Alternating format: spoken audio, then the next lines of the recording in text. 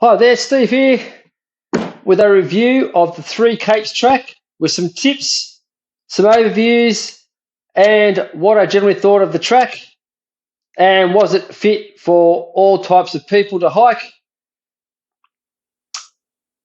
So, the overview.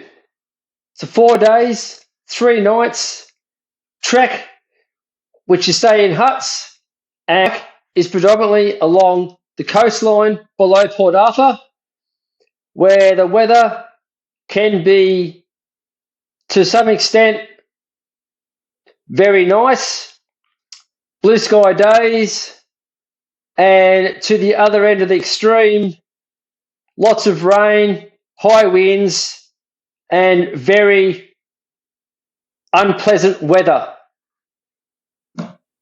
So, we got the latter of the two. We got the very extreme, very poor, very bad weather. So I wasn't able to capture a lot of stuff on day 2 and / day 3. However, what I did capture either side of those days was quite magnificent. And on the day where it was what they call the best day to have the best weather, we got some nice weather, which wasn't too bad at all. So, starting off with day 1, and here we go. On the Petticoats transfer bus, we use Petticoats for this transfer from Hobart to Port Arthur to start the Three Capes track. And as we get further into the video, you'll find out why. Great company to use, very seamless all the way through. So here we are, arrived at Port Arthur, already checked in at the Three Capes office, got our passes and checked in our bags. So bag storage is very easy. All you need to do is go in, choose a locker, put it in there. So the Petticoats here run the boat transfer across to the start of the Three Capes track. It's a really great commentary, listen in. Isle of the Dead out to our left, which was the cemetery for the penal settlement, mid-1800s. The Port Arthur settlement was used as a secondary punishment station, but instead it's right down. There's this awesome big channel in the middle, and we're going to head into the breeze here. We'll head down this western shore, so downwind run, sailing across the harbour to the beach here. So this is the gateway to the Three Capes walk. You're going to set off for this walk this afternoon, which is a short one, hour and a half, couple of hours. You get from here to Surveyor's Cabin. You're up in the bush to the right, and the track follows the shoreline south to Surveyor's Cove. So, to get off the boat, boots off, jump onto the beach, walk back up to the sand and put your boots on. That's how you start the Three Capes track. Wow, what a start this is. Here we go. Three Capes track, here we go. Now this is a great track, well made, well designed, and really easy to hike if you have some general fitness. See, these paths are well manicured, well graded, steps are purposely built and built to a certain step distance, so it makes it very easy to hike for any person of any age. Really have no troubles. Now, we had a fair bit of rain, so all these nice little creeks were flowing and it made for a really nice start. It's only a short day, about 4.5 to 5 k's. Shouldn't take you too long. Got some great views to look at.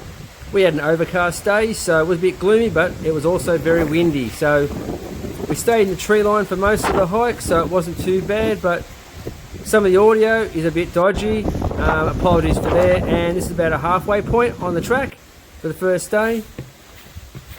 Here we go, these nice steps that are very well built, designed for ease of walking.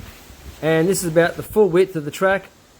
And up the top, you start seeing some boardwalks, so you know you're getting pretty close to a hut, which is typical for most of the Tasmanian hikes.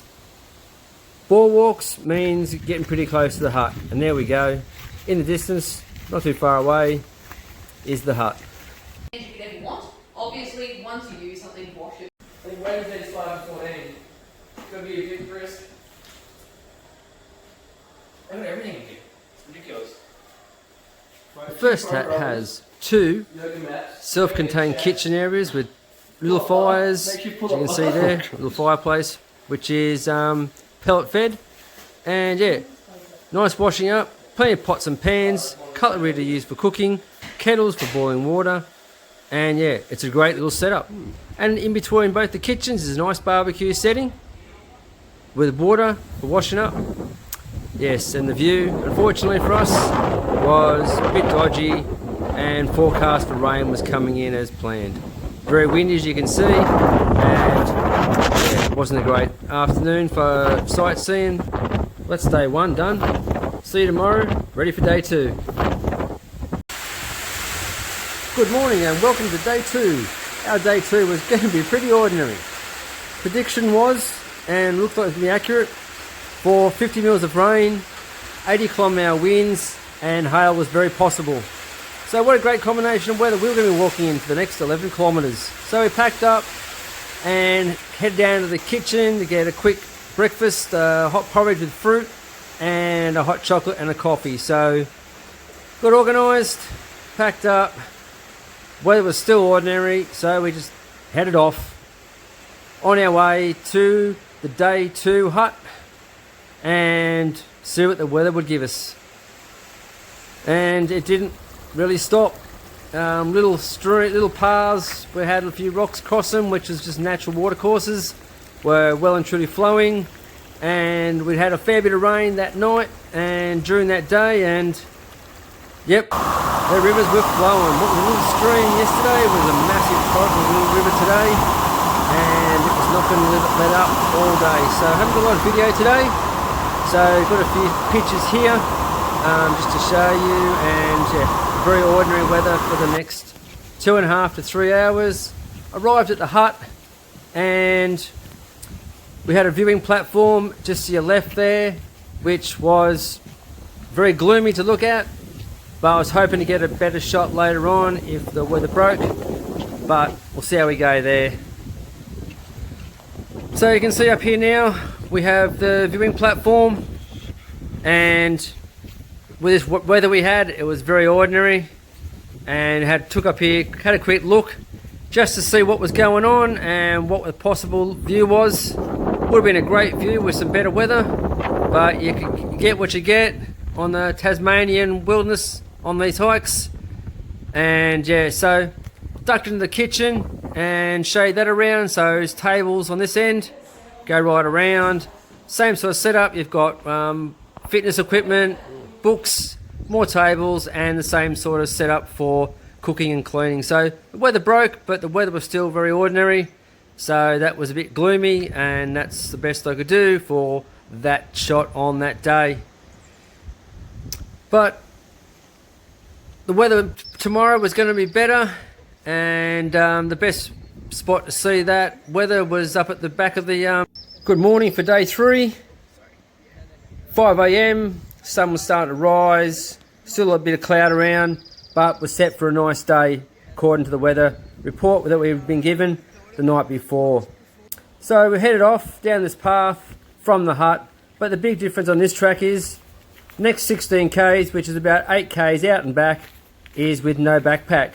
Just a day pack, food, water, and whatever snacks you like for the rest of that trip. And then when you get back to the hut, after your 16 k's, you put your backpack on and head off to the last night's hut, which is only about 3 k's, but there's some beautiful flowers, grasses, trees, and if you got the opportunity, you definitely see some wildlife here too. Plenty of birds, animals, echidnas, and the occasional feral cat, we were told. But we never saw any feral cats at all. A couple little possums and a couple little patermelons, but nothing really to speak about. It's a very nice track, lots of boardwalks, and it was very windy on our trip, as you can probably hear from some of the sound. And the story behind this section is that the snake, Aboriginal snake in the dream time, carved out this track and carved out the mountains and the valleys that we see in front of us now. So pretty interesting stories all the way along this track, and that's just one of them. But it was very windy here, and the view was not very good, and there was a hint of rain and overcast all day, but it definitely looked like it was going to fine up for some very nice photography and some views as well. That's putting on my fucking head. So yeah, it's this pretty rugged landscape, as you can see from a lot of these shots here, over the cliff edge, down towards the water there. Yeah, not one for the faint-hearted if you're afraid of heights. As you can see there, she's a long way down if you happen to fall. And with this track as well, there is no handrails stopping you from going anywhere. So, as I mentioned, no one's fallen yet, so I wasn't going to be number one for this track, so kept me distance a little bit here with the high winds we had. But yeah, there's the main island out there with the lighthouse, and there's a few stories about that around the locations, a few different spots where you can view it from. But yeah, definitely a great spot to view this island. As you can see here, the paths were quite well maintained, a lot of steps, and they were really good actually, especially for hiking this whole track here. As you had no backpack on, it was a pleasure to hike this area. But the only place where the track would be slightly different, we were told, was at the blade. There'd be a sign where the track was going to narrow, and it would be definitely a difficult hike.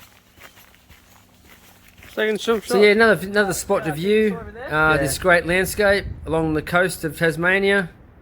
Very rugged coast it was, and a pleasure to view. It's amazing all the different areas you can view it from. You think you've seen the best view ever, and you walk another 100 metres to another viewing spot, or another half a kilometre to a better site, and you see another view that you think that can't be any worse than what I saw. It's got to be better, and it happened to be the same way everywhere we went. So we're approaching the Blade area now. We're walking down around the area, and what a great view it was. Down the steps, we're getting close to this Blade. But yeah, there's definitely an amazing coast here. Very spectacular. I don't think there's much that you could say tops this area.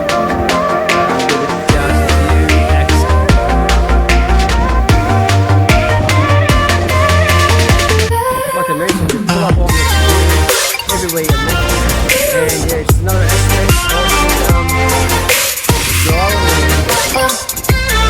Lighthouse on it.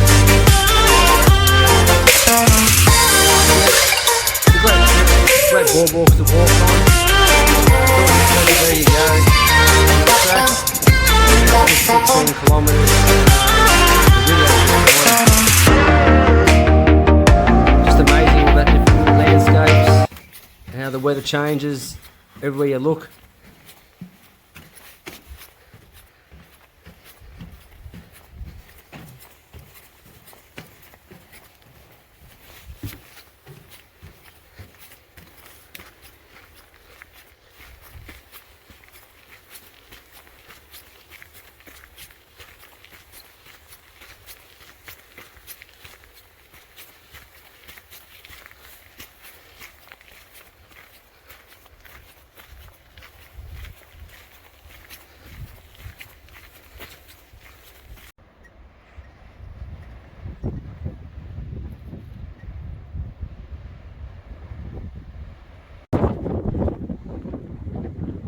So you're soon going to be back at the hut. Now it's time to think about what you're going to do next. You're going to have a snack or a lunch, depending on what you're doing. But first off, you get your backpack out of that little hut there, and off you go on your way to the day 3 night, where you're going to stay in the hut. Off you go, you're walking along, and the same thing, you walk on the same track you walked in on the day before, and it's just a nice, pleasurable hike. And you'll get back to where you took the main T intersection. One way, when you turned to the right, you turned right on day 2 to Munro, and now you're coming the other way and you go towards Redacuna Hut for your night 3. You go through this little sign here, tells you what you're doing and all the new environment you're going to be going to, and you walk along the path towards the hut. Little signs there telling you not to camp here, and here you're going through this last little station, and here you have it. You're now on your way at the hut. Same sort of setup. The dormitory rooms are exactly the same, and you're back to having 2 separate kitchens with a common barbecue area in the middle, outdoor seating, and yeah, it's a really nice place. So same sort of setup. You've got sinks, gas burners, USB charging ports, seats with all the gear you need, and all the books you need to read are on the sides there beside where you're sitting. Maps now show you where you've been. Fire as per all huts. It's really a nice place to see.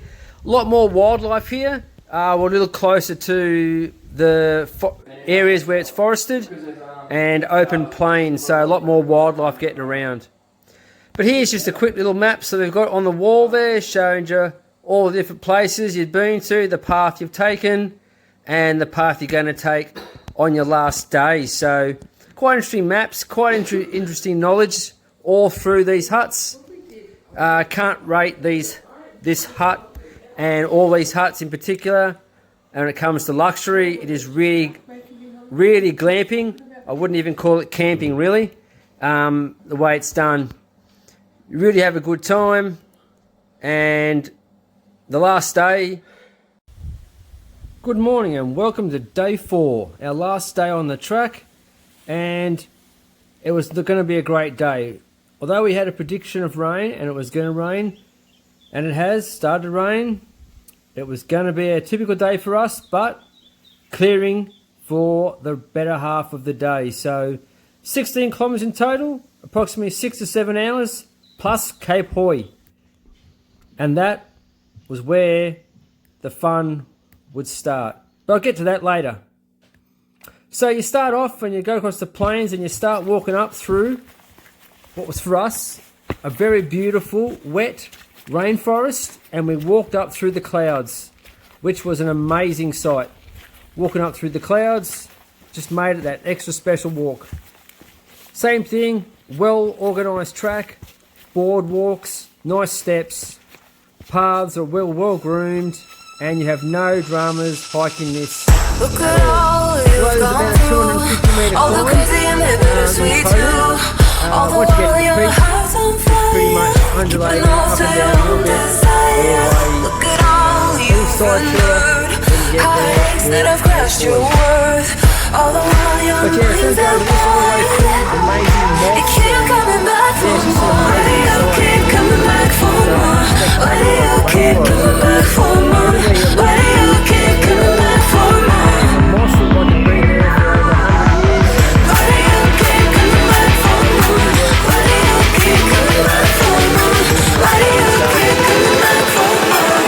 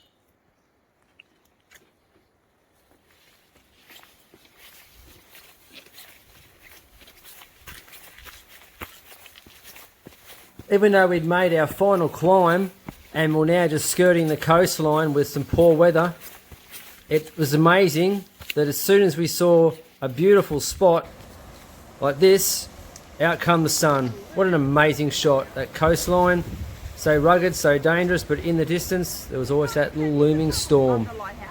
But hopefully it'll stay away. It was an amazing sight, just kept on looking up and down the coast. A true wonder. We carried on and the weather seemed to stay away, and we end up getting right to Cape Hoy, where this is the only spot where you'll find you'll have fence at the edge of the cliff, because this is where the general public can get there. First to Cape Hoy, and 2 km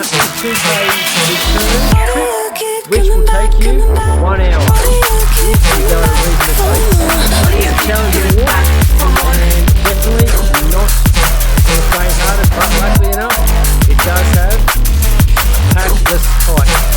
So, a lot of stairs up and a lot of stairs down. These are those Heartaches that have crushed your world. All the while there's a lot of ups, keep coming back for more. Why do you keep coming back for more? Why do you keep coming back for more? Why do you keep coming back for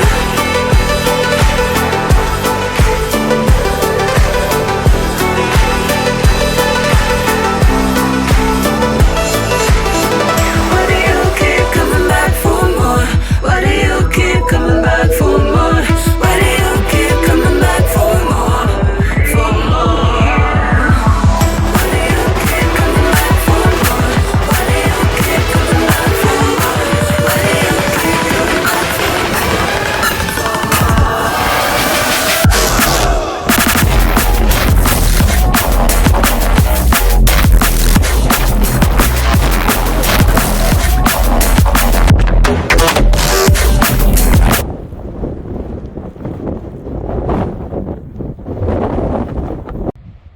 Why do you keep coming back for more?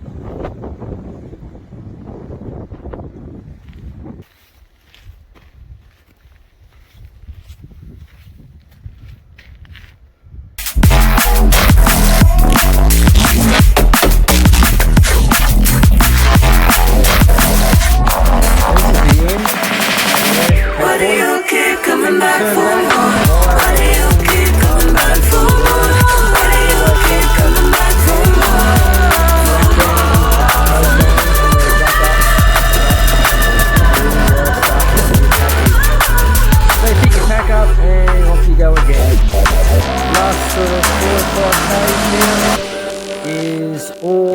They say it's downhill.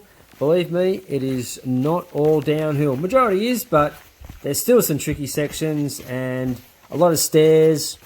So enjoy. You've only got 2 to 3 hours left to go. So enjoy the rest of the way. You can see it's well groomed all the way through, and you start going down a fair bit here. But we had some awesome weather to finish with, and it was just a really awesome day. Really worth the whole lot. Really enjoyed it, and you can start to see when you start going down, you start seeing the finish point, and it's getting closer and closer. It's really good feeling. Sad feeling, but also an awesome feeling to think you've just completed 3 capes, and it's a great sight all the way down the mountain, all the way down the side, looking at the coastline, and as closer you get to the coastline, and now you're starting to see a real change in the environment. You're getting more drier, open woods, pines, and real different types of trees and plants and small shrubs, and a lot different to what you started with, and definitely a lot different to what you started day 4 with. the rainforests and all that sort of stuff. But here we go, the end of the 3 capes officially. Here's the sign. Thanks for watching.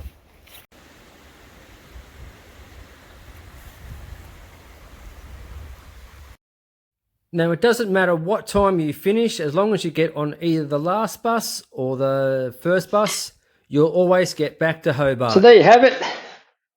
The 4 days, the 3 nights. The best I could do with regards to photography, using my Galaxy phone. There you have it. 4 days, 3 nights, 3 capes along the coast of Port Arthur. Now, my thoughts of this. Great hike, well maintained, well groomed, great ranges, a magnificent coastline, one of Tasmania's crowning jewels when it comes to hikes, for all types of people. When I say crowning jewel, there are other hikes out there that probably other people rate as better. However, this one is the best, I think, for all types of people, all types of hikers, whether you're experienced or beginner, because there's nothing that you cannot access on this hike. And experience or fitness shouldn't play too much of a part. So, tips of this. Plan for all types of weather. Have some good wet weather gear. Have some very good layers so you can take them off as required, keep warm, because it can get cold on these hikes and any time of the year too. So it doesn't matter whether you're in summer or winter, you can pretty much get the same sort of weather as you're so close to the South Pole, Antarctica, when you're down around the Port Arthur area. That polar blast comes up there and it doesn't miss you at all. So, another tip would be to take your time, enjoy, and don't rush. There's definitely a hike that you can be done and you don't have to worry about getting to a particular point, missing out on a hut spot. You have the same room, the same place in the hut area, and there's always enough room for everyone, so you don't have to panic, and you'll get there when you get there, and you'll have an awesome time. Try and see whatever you can get to see. Take the time to go to all the vantage points and get the best of your time you can. You won't regret it, and a lot of memories will be had for a long time to come. The only one thing I would say about this hike that I would stress is to make sure that you take the time to listen and learn from the rangers, the stories they tell, and the area that you're walking in is some of the best in regards to access and hikeability that you'll have anywhere in Tasmania.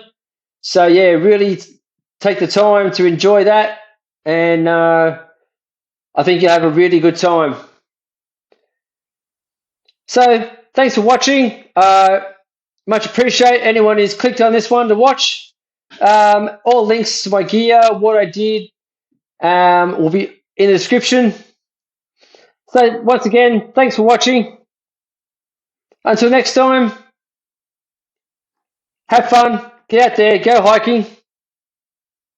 Goodbye.